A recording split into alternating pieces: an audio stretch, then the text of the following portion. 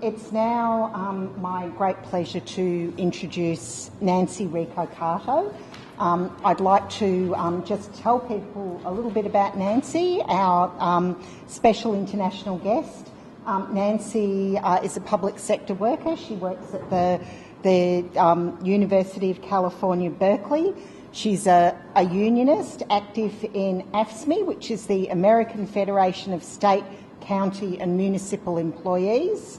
Nancy's of Japanese-American heritage, a lesbian and a national leader of the US section of the Freedom Socialist Party and former national organiser for Radical Women.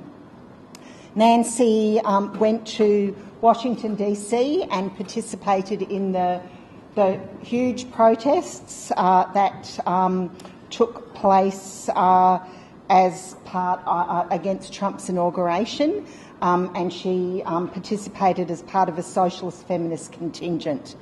Nancy is a long-time veteran fighter against the far right. She's a co-founder of the Bay Area Coalition for Our Reproductive Rights. In 2006, she travelled to Mississippi to take on the far right and defend the state's last remaining abortion clinic in Jackson.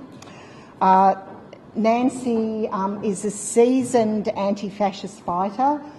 For example, in 2015, she travelled to South Carolina and led a team participating in a counter-mobilisation against the Ku Klux Klan, and the Klan was firing up to defend the racist Confederate flag, which is a symbol of slavery. Nancy's the author of many Voices of Colour columns in the Freedom Socialist newspaper, and her most recent piece actually linked the internment of her Japanese-American family during World War II with today's Islamophobia and Trump's proposed Muslim registry. So please welcome Nancy.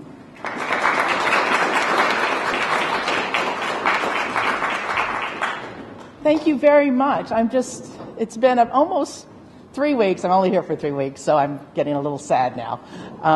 But I really wanted to be able to speak here tonight because the work that CARF is doing is so incredibly important in terms of standing up to the fascists. And it's a model that we need to be using in the United States as well, because again, as now we put it so eloquently, the growing fascist threat is one that needs to be met every single time, it comes up. It's best to always defeat and protest against the fascists when they're small, because it just makes it easier for us, and we don't want to see them grow. I've been hanging out at the Coburg Library to work on my talks and just get a feel for the town, and I keep being attracted to that area. And then when my comrade Debbie told me that that's where you guys all repelled the fascists, I'm like, oh, no wonder it's got such a good feeling and why I want to be there, a successful fight back of running the fascists out of town. So again, thank you for creating that environment as well for me. One of the things, back home, as soon as Trump was elected, literally you dreaded to pick up the newspaper every day because you knew there was going to be something horrible being announced. Trump is the pro in terms of using the executive order, which is basically he gets to say, this is what I'm going to do. So everything, we heard some of the things that Nowie talked about, but more recently he's talked about for the Trump Care, where in the past, people who actually have health insurance through their employers, we do not have nationalized health care in the United States. People who have health care through their employers are also going to be affected by Trump Care, because his vision is to also take away a lot of services that were covered or have been covered by employer-paid health care. So things like certain types of major surgery, maternity issues are going to be also potentially taken away from working people who aren't a part of Trump care. So life as we have known it, and to some degree actually taken for granted, is being threatened by the bosses and the corporate warmongers who are desperate to maintain their quest for ever-expanding profits. They are running out of ideas to achieve this impossible goal. Plundering national treasuries, like was done in the great U.S. bank bailouts, hasn't worked, nor has the imposition of austerity measures on workers in Greece, Spain, Italy, and throughout the world, or on the nonstop and expanding war in the Middle East and Africa. So now they are turning to fascists to try and bail themselves out. It's important to understand that fascism is not an individual. It's a movement. Just because we have Donald Trump in the office does not mean we have fascism. We'll know that we've lost the battle if trade unions are smashed, public assemblies such as this one are outlawed, thugs are in the streets terrorizing women, immigrants, queers, trans, people of color, First Nations people on a daily and intensified and widespread basis. This is not a world we want to dig ourselves out of, so let's do everything we can to stop the fascists from taking power. While Donald Trump is not a fascist, he's certainly surrounding himself with far right-wingers and emboldening the fascists with his bigoted policies and proclamations. We see that Le Pen received 34% of the vote in the French presidential election. Fascists are marching in Bendigo and Melbourne, as well as Berkeley and Sacramento, California. They are appealing to the middle and working class masses who are hurting, they're scared, and they're looking for answers.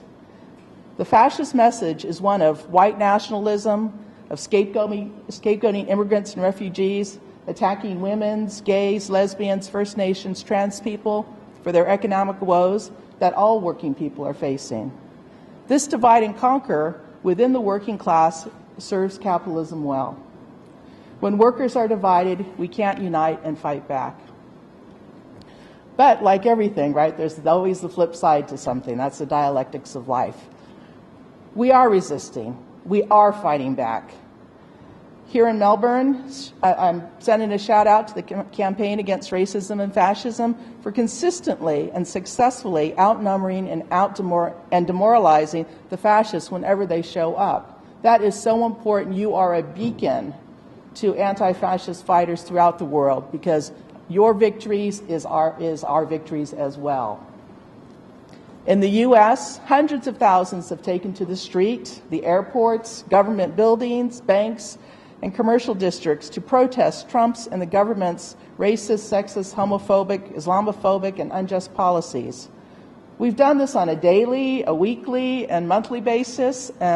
We've done it in our own neighborhoods, in small and large cities, to statewide and national levels, and via social media.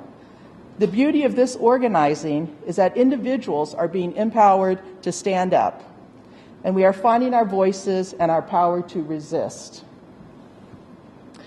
When we were in Washington, D.C. for Trump's inauguration, I went with the Freedom Socialist Party and organized a socialist feminist contingent.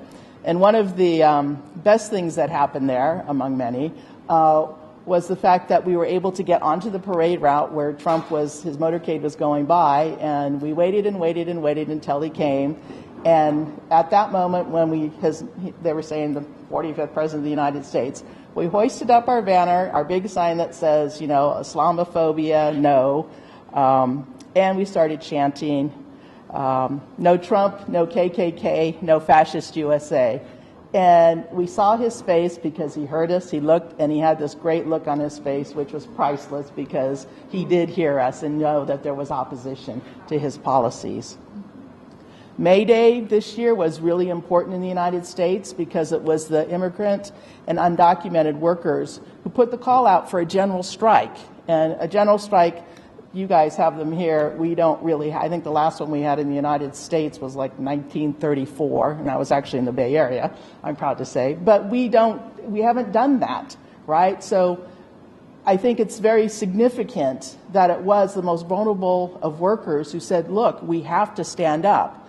And these were workers who were janitors, women workers, again, immigrant workers, people in the hospitality industry, people who didn't even belong to unions, who were saying, we need to do this. So there was a national, sort of nationally organized protest, and that allowed people to come out and to take this stand. We continue to need to go further on it because the labor unions in the United States were kind of, well, we'll endorse it, but we're not building for it. So we have some work in the United States to push our labor leaders to really, truly defend all workers.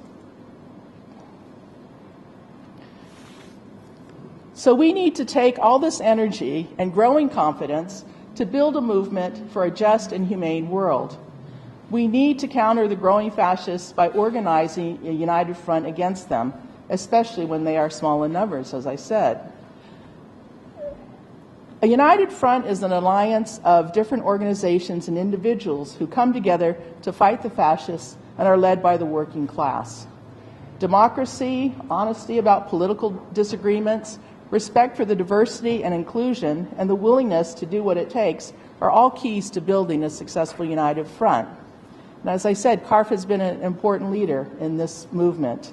They've democratically agreed on points of unity, which for many of us know that could be kind of difficult, but again, understanding the greater good and being able to do that. CARF organizes democratically, where decisions are made in meetings and carried out by all, even if there is a disagreement.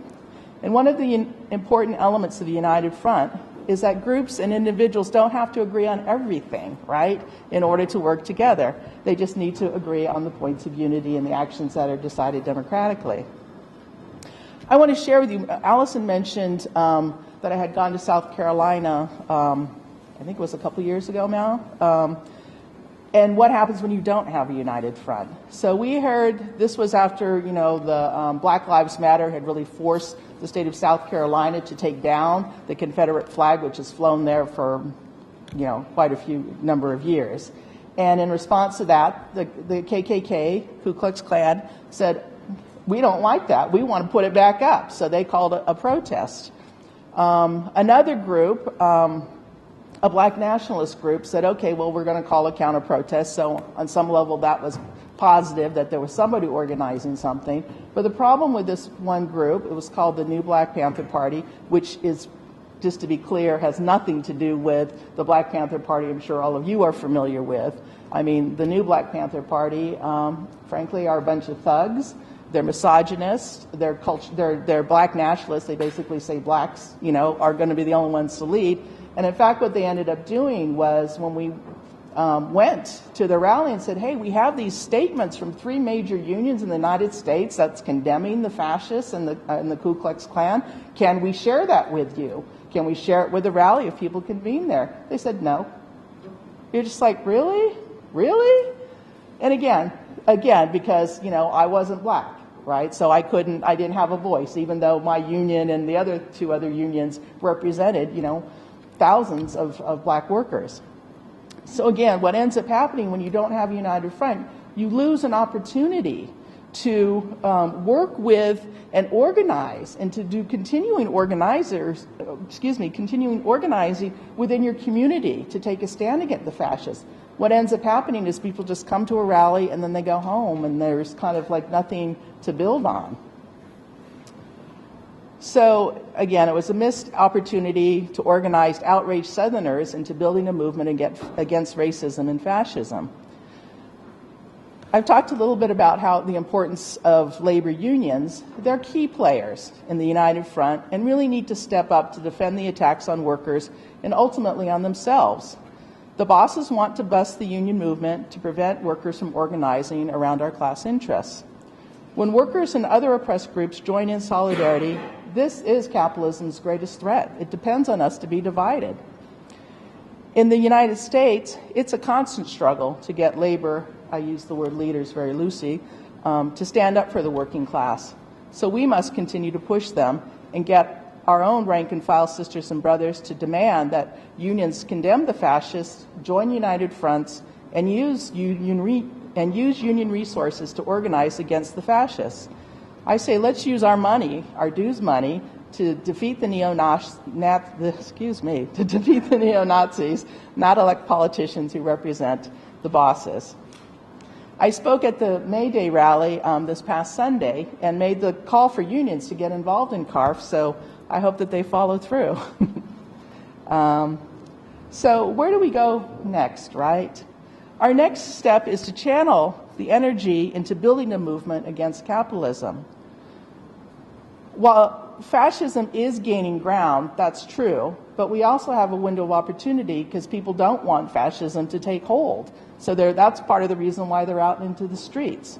So we need to build this movement, and it's really come down to, to defeat the fascists or be defeated. And I think that's part of, the clearest message we can give people. It's not like we really have a choice.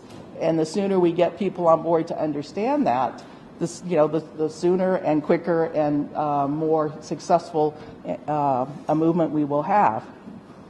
What we're seeing is that workers do want to fight back. Again, the examples in the United States, the examples here, people are pissed off, they're angry, they're also scared, but they're just saying, we can't take it anymore.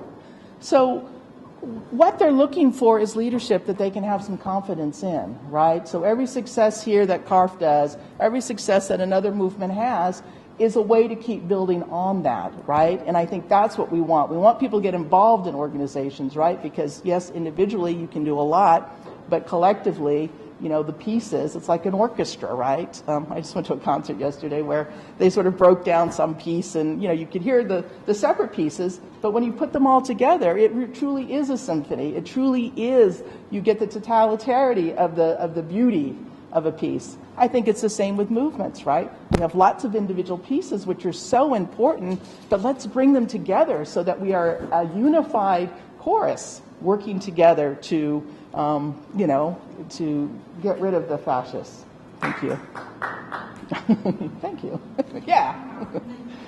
Okay, so the capitalists have shown they don't have a solution, right? That's why that's why Donald Trump exists. Right? They need someone like that. I mean, they would have liked probably to have someone a little bit more polished, a little bit more controllable, a little bit more, someone who'd be more acceptable to working people. But because, again, they didn't have somebody, so they got someone who's just going to slash and burn, and that's what he's doing. But again, that resistance is coming because people are saying, we see it. The capitalists are exposing themselves for what they really want. They can't be nice about it anymore. Not that they ever were for most of us, but any veil that had been there or any thing that they could hide behind, they're out in the open.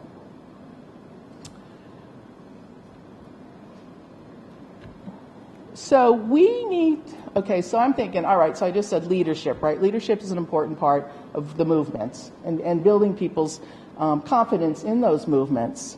What we're seeing is those who have been hit the hardest by capitalism are the ones who are also standing up the strongest. And that makes perfect sense, right? If you're pushed back into a corner, the only way out is to fight. And if you've been pushed and pushed and pushed, you're the one saying, okay, I'm pushing back as hard as I can because there's nowhere else to go.